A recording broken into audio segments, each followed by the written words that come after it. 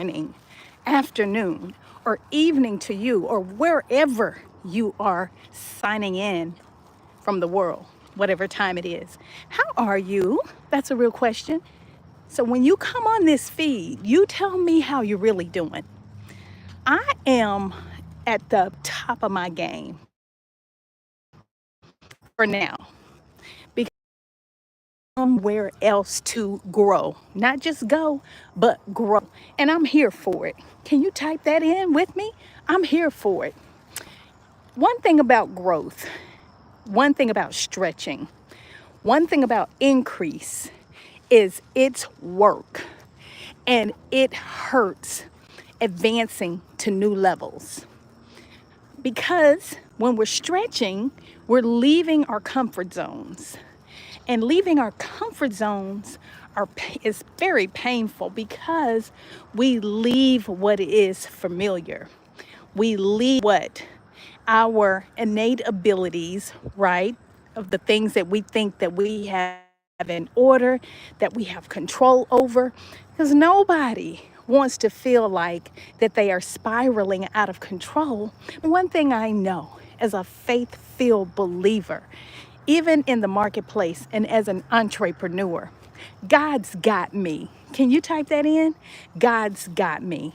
You guys have been so faithful to come here and enjoy prayer with me, our 60-second prayers every morning. So if you'll go ahead and subscribe, like, comment, share this feed, it is so beautiful. I will say so myself.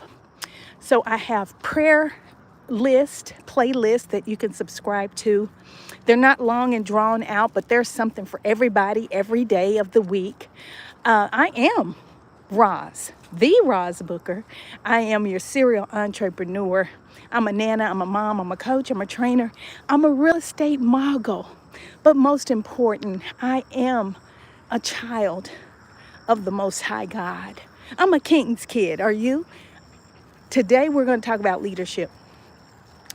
I have been in the marketplace with about 42, 43 years of experience in the marketplace, the C-suite, in community, philanthropic organizations, 501c3s, out here in these real estate streets.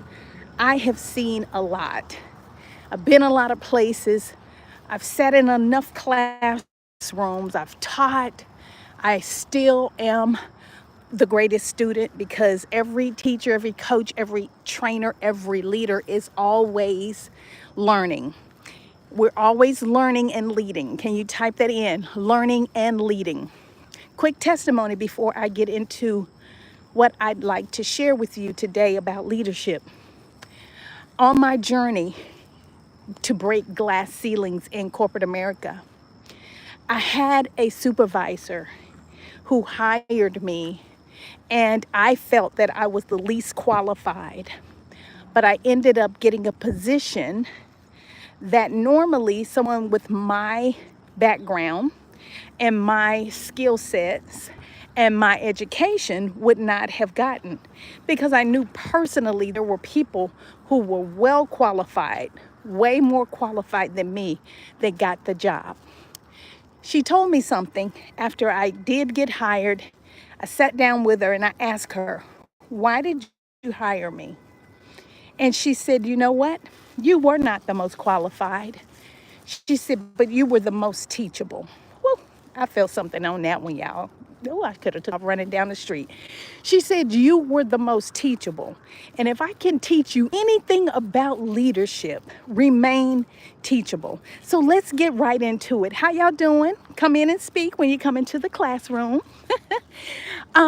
So today's topic on leadership is you must get over these two things to lead well. There are two things that you must get over. It's almost like saying, you know what, whatever your name is, put your name in the comments, whether it's Rod, Todd, Betty, Paul, Jill, Joan, but mine is Roz. Roz, get over it. If we're going to do anything great in God, in the marketplace, we have to get over these two things. Number one, the applause. Who doesn't like to be affirmed? No one gets up before people to lead, to speak, to lead a group or project, right? Or in community to say, hey, I'm going to get up and be your punching bag today. I'm going to get up for you to throw spitballs at me. I'm going to get up for you to take the knife and stab me in the back. I just love it. I just love it. Nobody does that. So in our humanity, everybody wants to be affirmed. But let me tell you, to do anything great as a disruptor, as an awesome leader, as a marketplace minister, we must get over the applause. Let me get you to type that in. The applause. I'm talking about the hand claps. I'm talking about the likes. I'm talking about needing to be needed. I'm talking about you are not going to come back and show up until somebody calls your name. I'm talking about you're not going to be able to win until somebody says that you have won. Well, that's so far from the truth. We're going to have to get over the applause because you know what? Sometimes when we're in these organizations, companies, groups, right, leading well, you have to take people to a place that they have never been. That means, just like I said in the beginning, in order to grow, we stretch. In order to stretch, we have to leave our comfort zone. In order to leave our comfort zone, we leave what is familiar. In order to leave what's familiar, we have to have a mind shift. If we have a mind shift, that means our thoughts have to be recalibrated.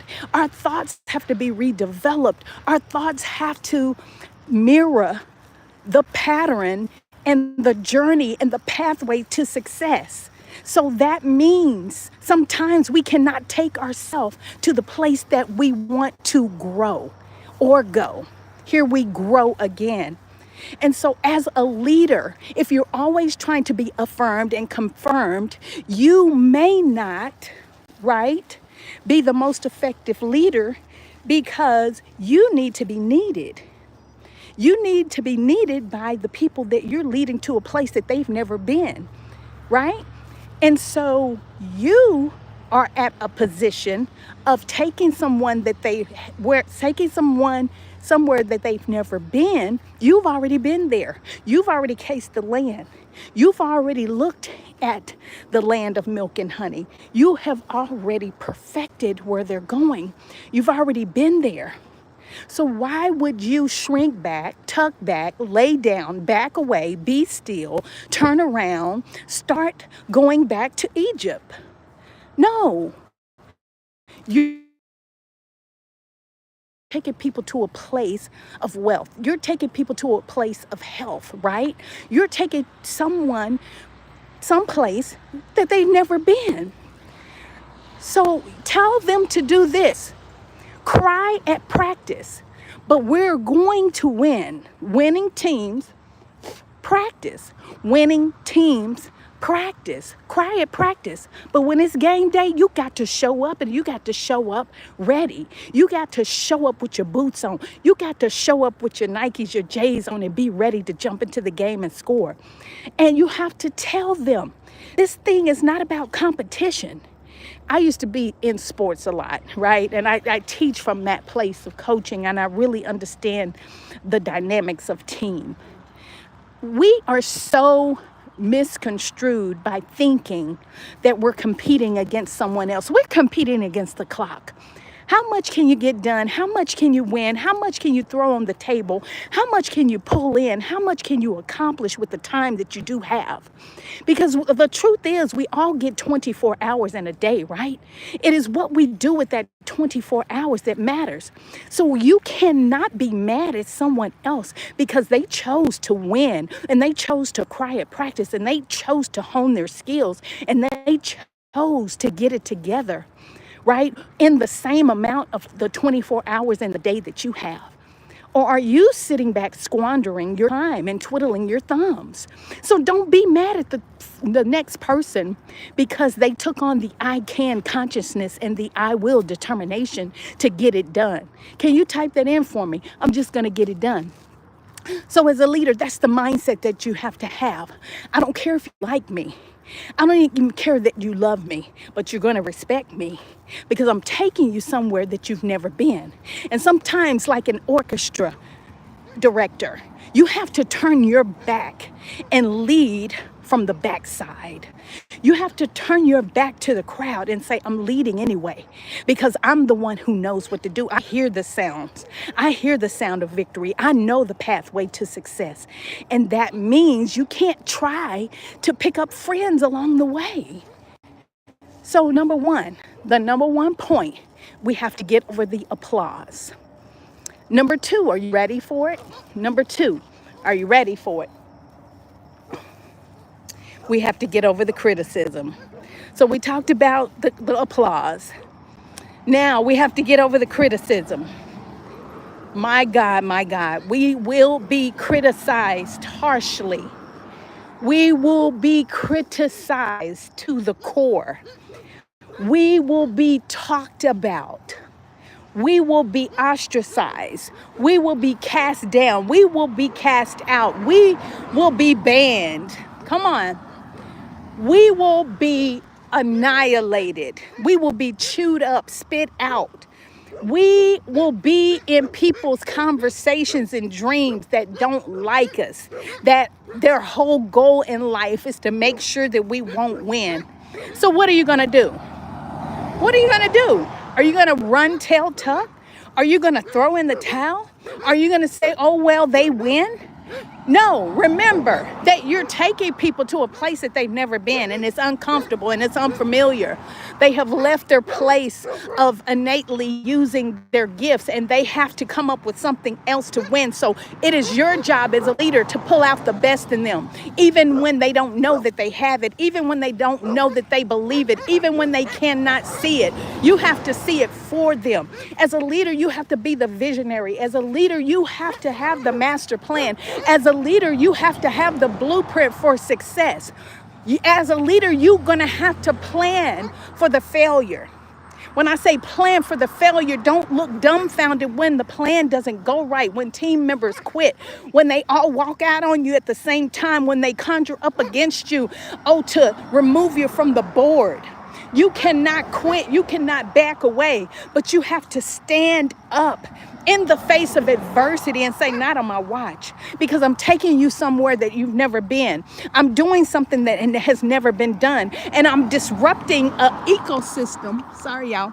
I'm disrupting an ecosystem in a normal pattern of how things have been, because you get so people inbred and engrafted in their own way that when you come with change, when you come with destiny, when you come with a blueprint for success that they've never seen before, you get pushed back.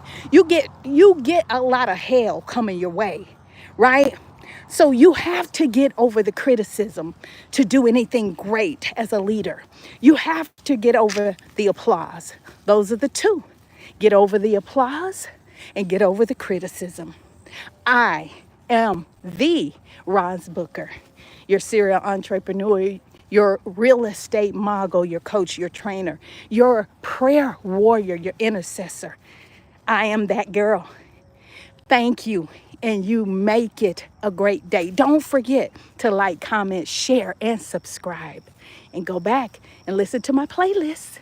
You have an amazing day, awesome leader.